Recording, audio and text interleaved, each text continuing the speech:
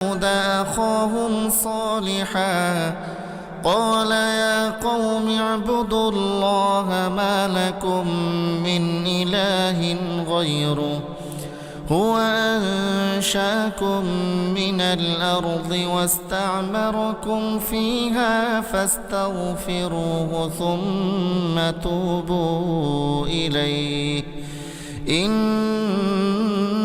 ربي قريب مجيب।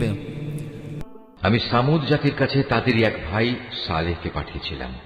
সে তাদের বলল, হে আমার জাতি, তোমরা সবাই একান্তভাবে আল্লাহর ইবাদত করো। তিনি ছাড়া তোমাদের আর কোনো মাবুদ নেই। তিনি তোমাদের এ জমিন থেকেই পয়দা করেছেন এবং তাতেই তিনি তোমাদের বসবাস করিয়েছেন। অতএব কৃতজ্ঞতা স্বরূপ তোমরা তাঁর কাছে গুনাহের জন্য ক্ষমা প্রার্থনা করো, অতঃপর তওবা করে তাঁর দিকেই ফিরে এসো। অবশ্যই আমার মালিক প্রত্যেকের একান্ত নিকটবর্তী এবং প্রত্যেক ব্যক্তির ডাকে তিনি জবাব দেন।